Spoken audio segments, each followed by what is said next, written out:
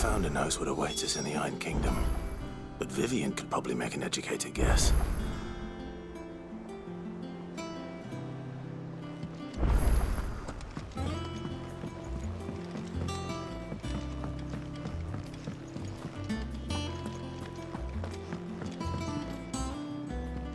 I didn't take you for a scholarly van. Oh, this? It's Valisthea, a culinary pilgrimage. I borrowed it from old tomes. Seems there's no creature in the realm so foul it can't be cooked up into something delicious. Think I'll stick to the unfoul ones, thanks. Oh, where's your sense of adventure, Sid? Honestly, one glance at these recipes, and even you would trade in your sword for a butcher's cleaver. From spit roasts to sweetmeats, this book has them all. What I wouldn't give to bring these recipes to life. If it's my blessing you're hoping for, then by all means. Well, I'm no hunter, Sid. The first ton of worm I came across would be the death of me. But you're made of sterner stuff. Would you help me resurrect one of these recipes? Something tells me you won't be taking no for an answer. Fine, I'll help. Fantastic! Thank you. So, dare I ask what's on the menu? Chance's Stew. It was once a favourite among the gourmands of Oriflamme, if the author is to be believed. Though Molly's never heard of it. The only problem is that while the recipe is extremely detailed in most respects, it's infuriatingly cryptic as to the main ingredient. A beast, no doubt. Most likely something that would make easy work of a simple cook with more broth than brawn, but unwanted violets. I've no idea what they might be. Does the book say anything else? Well, only that the sweetest violets sprout atop the bed of roses. Roses. Rosaria, perhaps? One of the butchers in Martha's Rest might know something. I'll ask next time I'm there.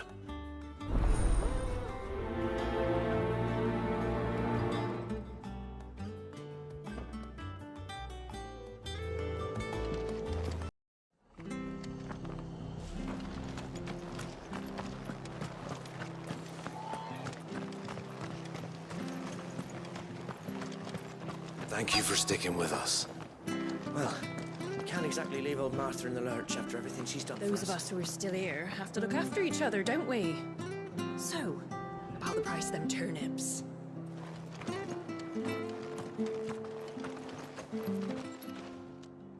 Ah, welcome. Times may be hard, but if you got the gill, I got the goods. What can I do you for? Unwanted violets, if you have them. Though I'd gladly settle for learning what they are if you don't. Why, I haven't heard folk call them that since I was a lad. You're looking for scorpion tails. Unwanted violets is what folk used to call them back in the day. They turn a wicked purple when you boil them up, hence the name.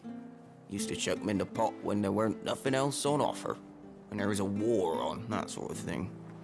Thankfully, times aren't yet as hard as that, and even if they were, you wouldn't find anyone selling them these days. Do the scorpions still live nearby? I dare say they do. 3 Reeds would be your best bet, if memory serves. Thank you. You've been most helpful. 20 minutes later. Scorpions. At least I know what I'm up against.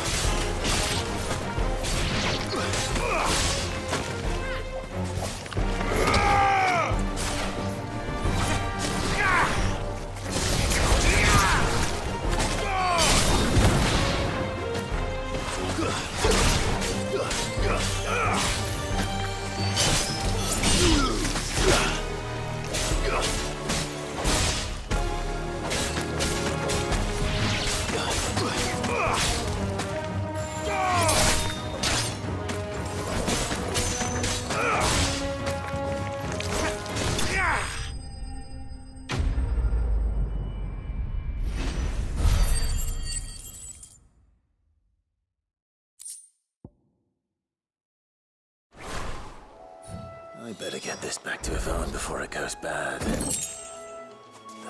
Or any worse, at least.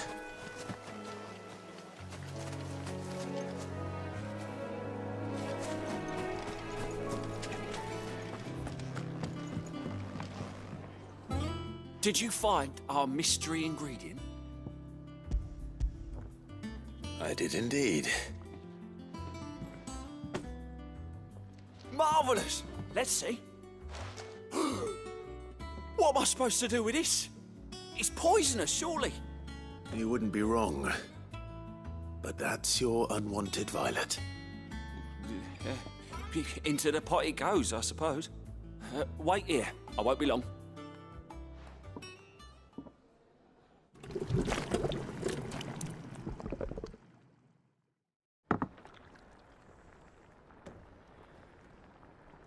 I present Chance's Stew, risen once again from the ashes of obscurity.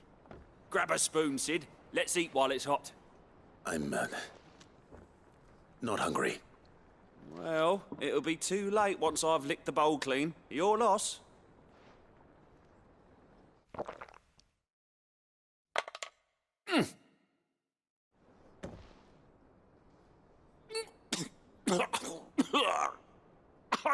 Odin's teeth.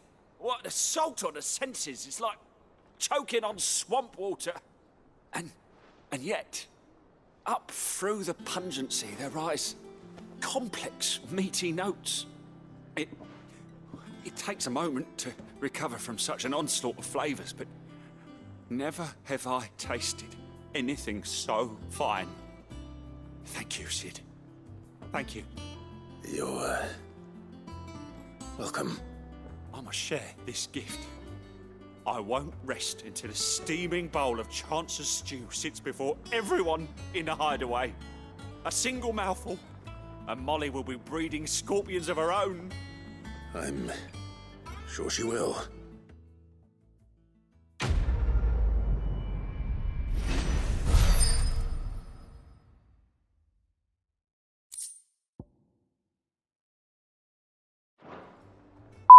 But not enough swords to see to them. Clive! Oh, am I glad to see you? Is something wrong? It's Blackthorn. He ain't himself. And if I'm honest, he ain't been for a while. That normally it only takes a couple of drinks to perk him back up, but not this time. Something's getting him down. And whatever it is, he ain't telling. It's like he's lost his spark, you know? He's barely got enough fire in his belly to get the ump about stuff. But I'm thinking he might if we both bent his ear, because he respects you, innit? So, what'd you say? Fine. If you think it will help. I knew you'd understand. But if he doesn't want to talk, we let him be. He'll open up when he's ready. All right. Now, he'll only smell a rat if we both turn up at once. So, I'll go first, and you can meet us at the forge. Wait a bit, then head over when you're ready.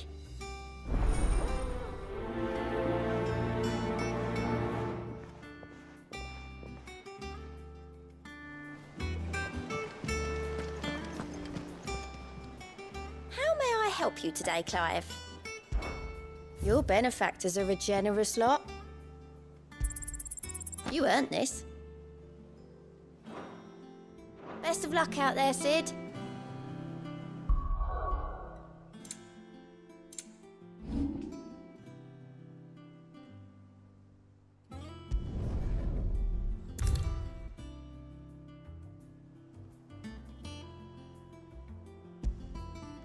A few moments later.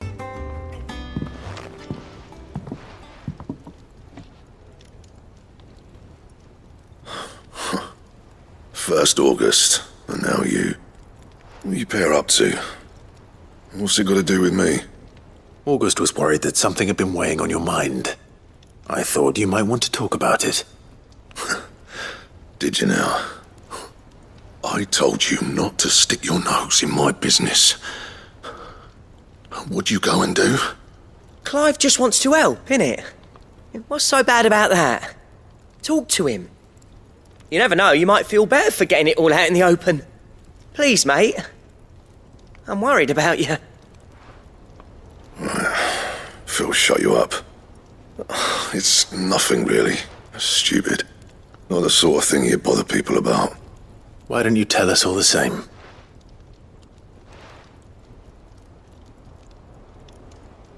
Karen and I have an arrangement. I keep an eye on Goots, and she shows me what the competition's up to. Interesting arms and armor, things like that. Anyway, the other day, she shows me a cuirass she's come by. Masterpiece of level work. Light, supple, and tougher than it had any right to be. Made my stuff look like every clumsy shit. I should have brought the bastard thing there and then just to study it, but I was too proud.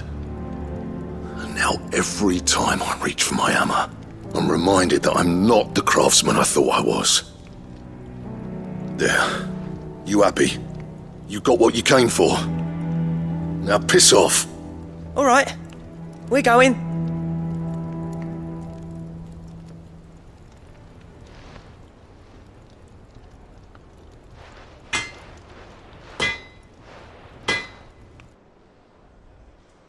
I always thought of old Blackthorn as a bit of a force of nature. Like a storm cloud full of ale. Didn't think anything could rattle him. Least of all a stupid piece of leather. Blackthorn's always taken pride in his craft. Questioning it means questioning himself. Something tells me this is only going to get worse. If he has doubts, it will affect his work, which will only add to his problems. We need to nip this in the bud. I couldn't agree more. He said he should have bought that cuirass. Perhaps we should track it down for him. Assuming you're happy to help, that is. Too bloody right I am. Glad to hear it. First things first, then. We need to speak to Karen.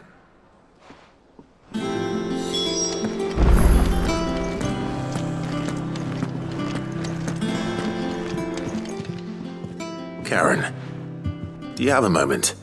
Blackthorn mentioned that you'd recently come by a leather cuirass. An exquisite example of the craft, from what he told us. And he ain't been himself since he saw it. So we thought we'd buy it for him. Sorry, sold it already. Didn't think Blackthorn cared for it the way he turned his nose up. But it was nicely put together, that's for certain. Even if the bloke who made it is a bit of an odd one. Happened across him on my travels. Makes all his stuff to order, but the fella who commissioned it refused to pay. He didn't like the colour of summit. So I took it off his hands for a fair price. You don't know where we might find him, do you? Like I said, he's a bit of an odd one. Doesn't even have a workshop. He don't trust hunters neither, which means he spends as much time out tracking beasties as he does working their hides. I see. He did tell me something, though. Apparently, his next commission's for a set of griffin hide greaves. Here, there's a griffin on the hunt board. The curse breakers were placing bets on who'd bag it. Now, where the bleeding hell was it sighted? Somewhere in Sambrec, maybe...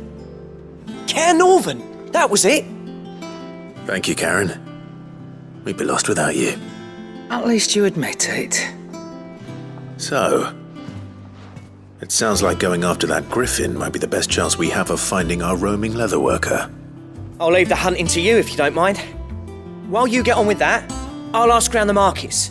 See if I can't sniff out who he is and where he's hiding. Good idea. Hopefully one of us will be able to track him down.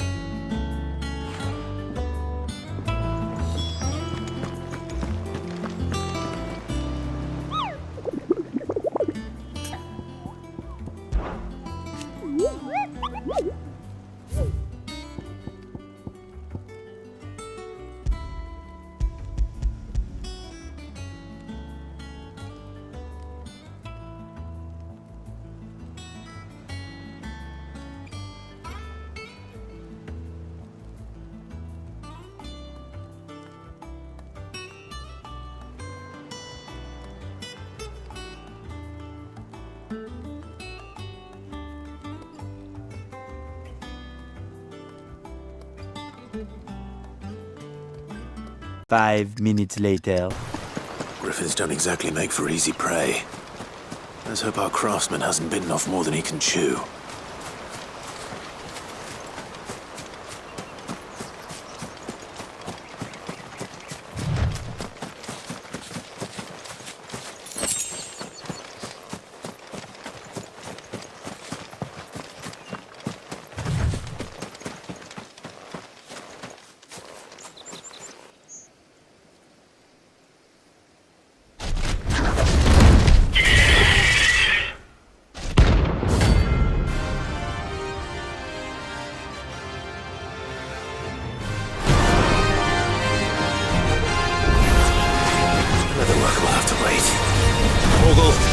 sharp.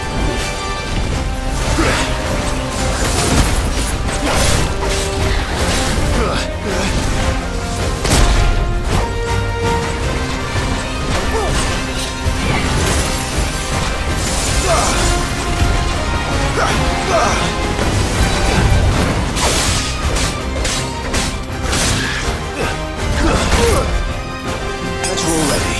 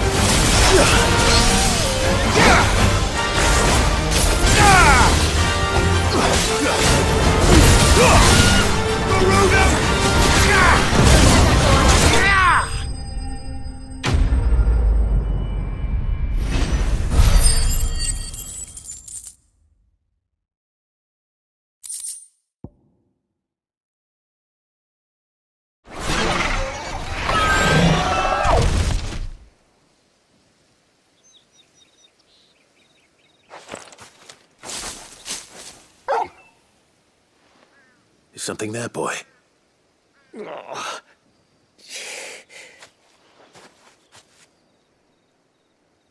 Could that be our man?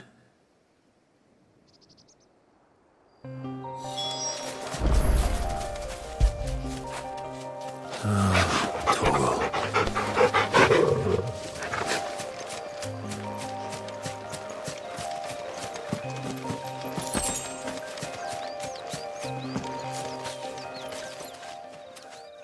Are you all right?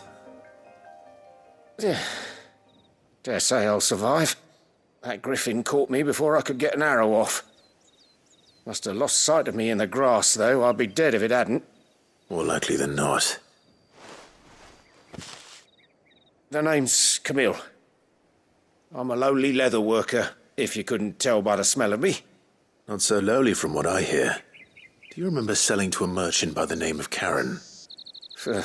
She's not an easy woman to forget. Bought a cuirass from me after I lost my buyer. Quite taken with my work, as far as I recall. Didn't stop her bartering me down to a pittance, though. She send you for a refund? It's not her who sent me.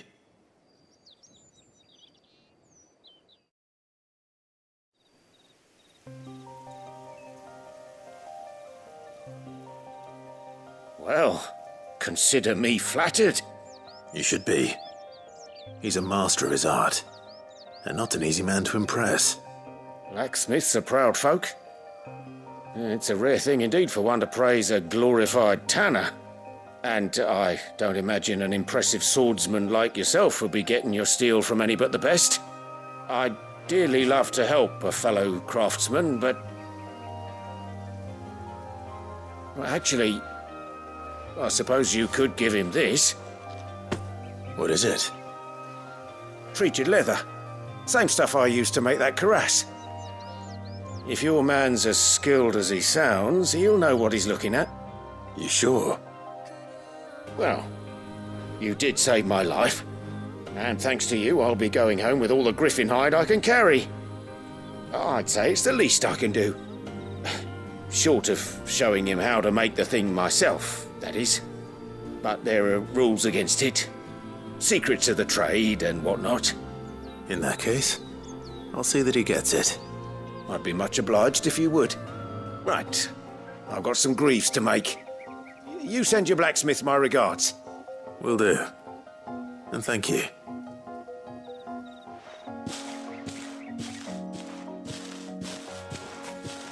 Hopefully this will sweeten Blackthorn's mood.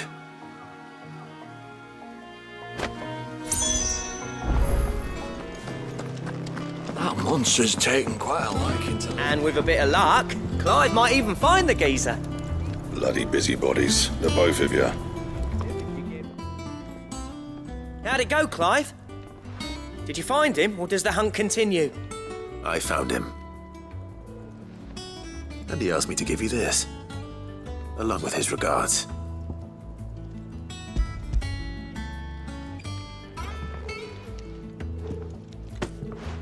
You're joking.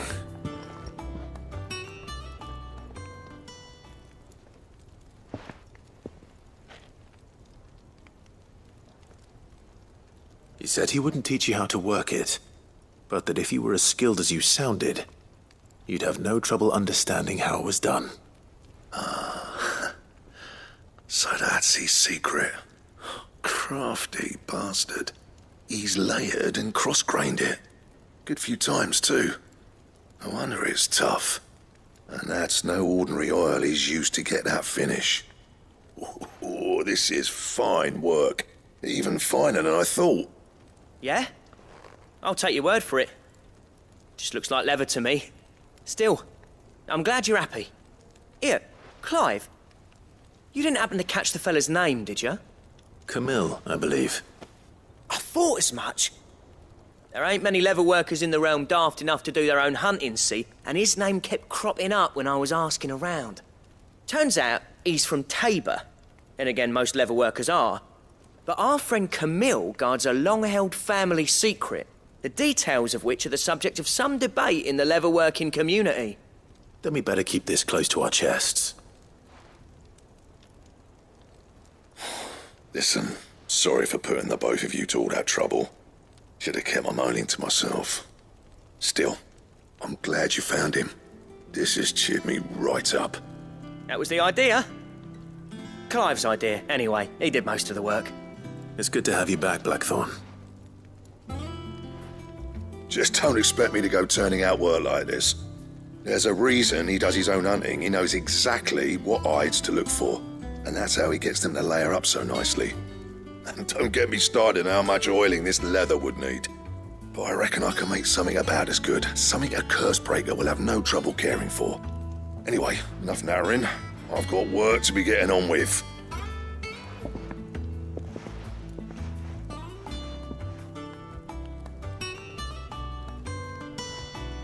Looks like we won't be needing a new blacksmith. As if there was a better one out there. Nah, it wouldn't have been the same anyway. No one spins a yarn like old Blackthorn in his cups. Right, now that's sorted, I've got duties to attend to. Thanks, Clive. You've given me my mate back.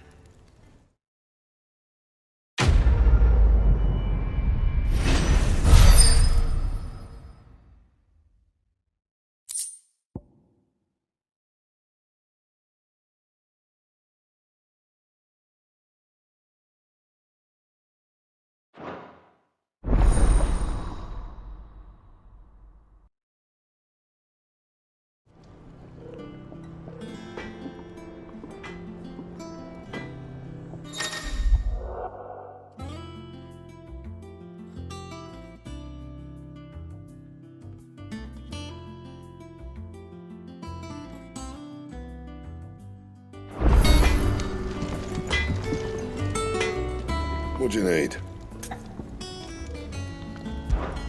Not saying fortune, do you?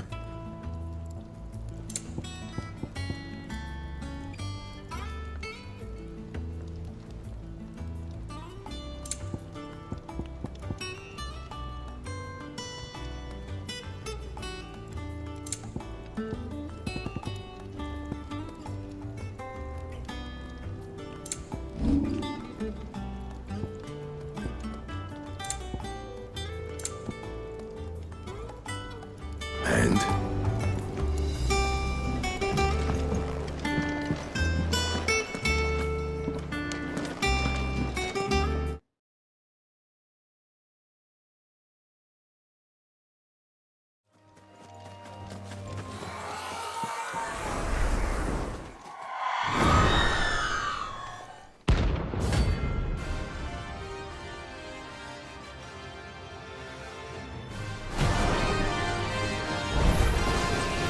That's what I think it is. This isn't gonna be easy.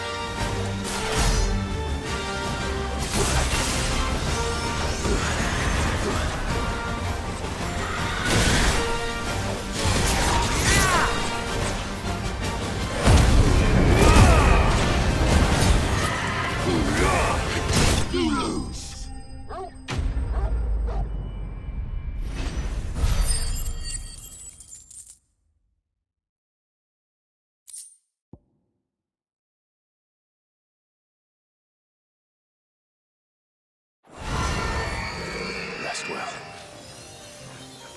I know I will.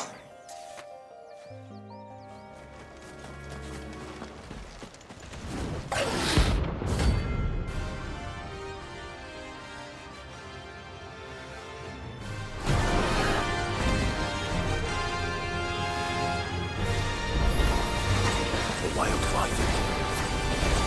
Nice area. Nice try.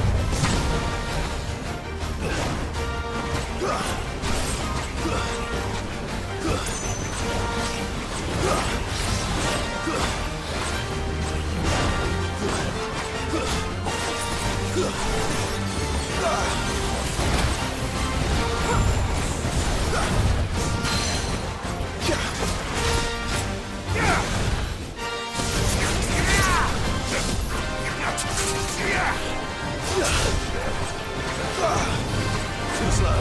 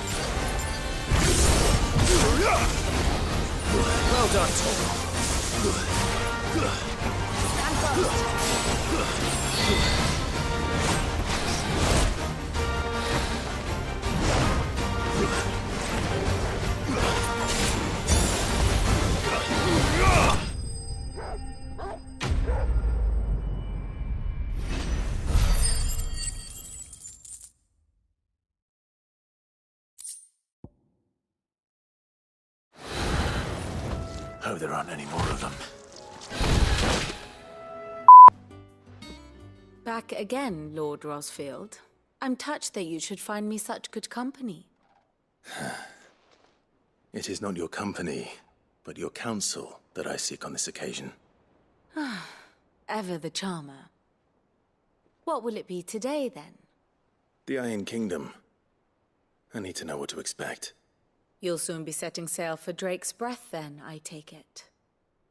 The mother crystal that rises from the boiling sea. There was a time when a true-blooded Rosarian had only to brave the waves to visit it. But then the Ironblood made their move.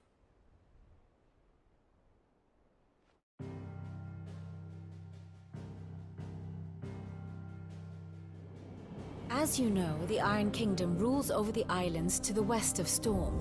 Or rather, its church does. But this is not the pragmatic approach to state religion employed by the Holy Empire to manipulate the masses.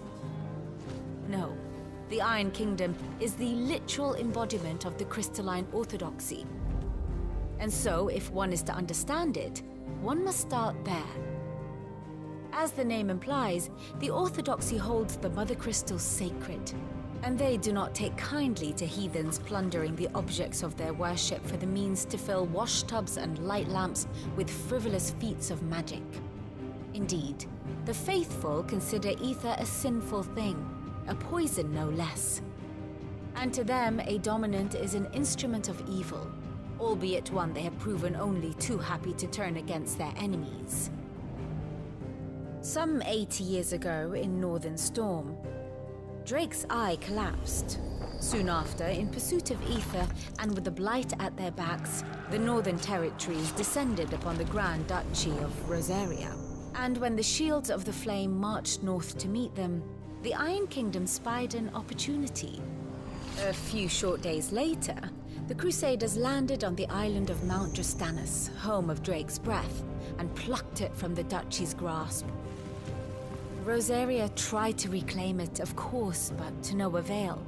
I doubt more than a handful of Duchy men have set foot on its shores in your lifetime.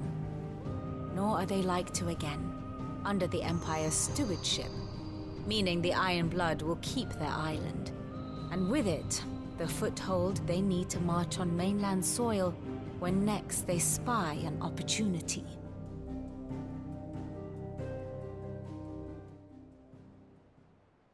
The Mother Crystal is both the object of the Ironbloods' worship and their gateway to the continent, making Drostanus the holiest of holy grounds, from which the Orthodox Crusade shall one day sail forth to claim the remaining Mother Crystals, or die trying.